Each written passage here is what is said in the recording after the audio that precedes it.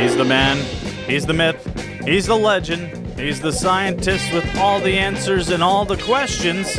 It's time for another episode of Alex's Science Corner. Thank you. Oh, thank you. Not the same without Darnell's hands.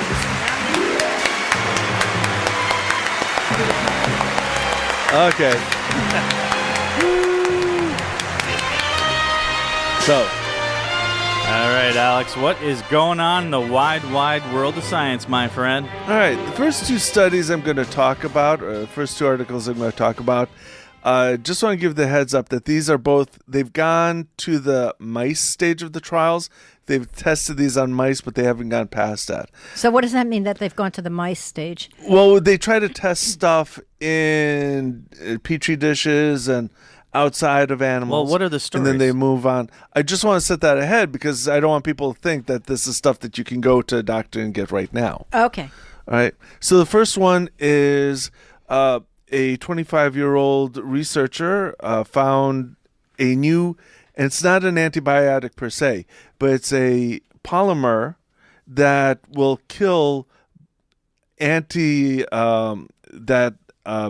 see here, resistant bacteria. And I'm not even teasing bacteria. you yet, and you're having trouble. Yeah, because I was trying to find the word, and I completely forgot the word. Settle down, Bobby. So, Sorry. It's the caffeine.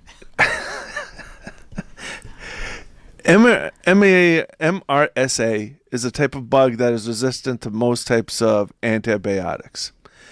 It is really dangerous in hospitals because if you don't have an antibiotic, you got a whole bunch of people that are sick that could catch this bug, and it's very dangerous. Well, this particular student found that there's a certain type of polymer. So this is not a biological agent like you would with most antibiotics. It's actually, the best way I can describe it simply, unfortunately it's not exactly accurate, but the best way is it's a plastic. It's a star-shaped plastic that is, the shape is able to be picked up by the bacteria, and it causes the bacteria's cell walls to rupture. But it can't be picked up by regular cells. So what that means is a lot of the dangerous bacteria that you could get, if you've got the polymer, it will kill the bacteria and not you. And that's a major, one of the things about this is, first of all, it's not an antibiotic per se. And it is able to target the bacteria. And it also is relatively safe so far that they find on mice. So it's going to be possibly a great thing to protect against the MRSA and other types of bacteria. Also, the bacteria does not get a resistance to it. With antibacterials, and the reason why you have MRSA, let me try that again, MRSA bacteria, is because they've developed a resistance to the antibiotics that we use. This particular polymer, the bacteria cannot get a resistance to it.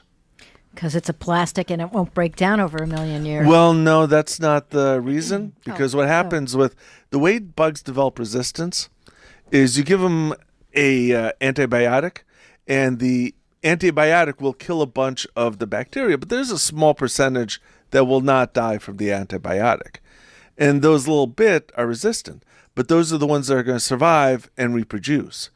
And so eventually the population of that will grow to the point where you've got all these bacteria that are resistant to the antibiotic. Right, and so you inject them with this polymer. And the bacteria is not resistant to that. So because the polymer will live 1,000 years or a million years because it's plastic that doesn't break down. No? First of all, plastic breaks down pretty quickly. Does it really? I thought it didn't. No, it does break down, but the way it breaks down, you still have, it's a very complicated issue. Okay, we'll talk about that later. That's a separate issue. But again, the polymer, it's not because of the polymer, it's because the bug is resistant, not because of the polymer. Okay. All right. The new thing is a vaccine for making heroin and opioids. A new vaccine. Yeah, I wish I edited this because when it goes on to YouTube later on, I'm going to still leave all this horrible speaking that I do. So they've come up with a vaccine for heroin and opioid addiction. And normally vaccines are used for, again, biological, used to protect against viruses and bacteria. And heroin and opioids, the molecule is so small that your immune system is not going to stop it because the molecule is so small. Well, what they've figured out is to train the immune system to start spotting the opioid. They use an intermediate step of a molecule that has part of it is the opioid so that it'll get into your system. So it recognizes it. So it recognizes that, but your immune system is not going to recognize that part. But they leave a long chain, and that is recognized by your immune system.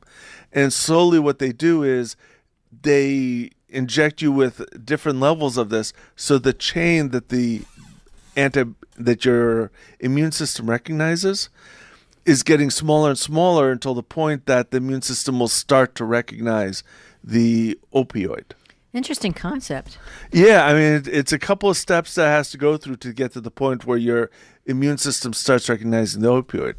Now, what they're figuring is, unfortunately, it's only going to work for people that want to quit, and it'll help get them off of the opioids.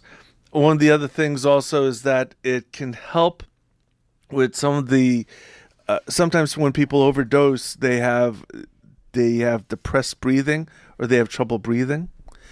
And so this can help reduce that so they can continue breathing if they overdose. Does it say if they've worked with Narcan on that yet?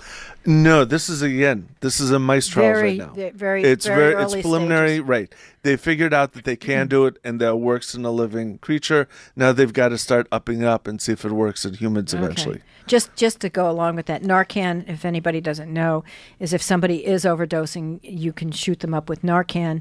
It's a nasal. The one I've seen is a nasal injection, and it counteracts, if it's an opioid, it counteracts the overdose. Right, and this is kind of a more long-term preparatory thing. Right. It takes a while for your system to build up the immunity. Right. Yeah. And there's more we can talk about on that off there. And the final thing is about Asteroid 3122. Yay! So when's our last day? Well, it's nothing to do with this asteroid, so. Oh. So. Brian, you lied to me. No, he just did the editor. And what else is So what's going on? This asteroid's coming close to Earth. It's called Florence. Is it going to kill us? It's called Florence? No, it's not going to kill us. Nightingale? No, just Florence. Settle down. So it is going to be coming within 4.4 million miles of us. And to put that in perspective, that's 18 times as far away from Earth as the moon is. So damn close. So it's coming into our solar system, though, right? Well, it's in our solar system. It's in our solar system. Yeah, it's just coming closer to Earth. Now, the reason why this one is coming up is because, A, it is large. It's about 2.7 miles wide. But the main reason that it's been mentioned in a couple of news articles is if you're in a dark part of the country and you've got a good set of binoculars, you'd be able to actually see it. Oh, wow. Does it have a tail? No, it's not a comet. It's not going to have anything like no, that. Okay. No, it's not a comet. It's an asteroid.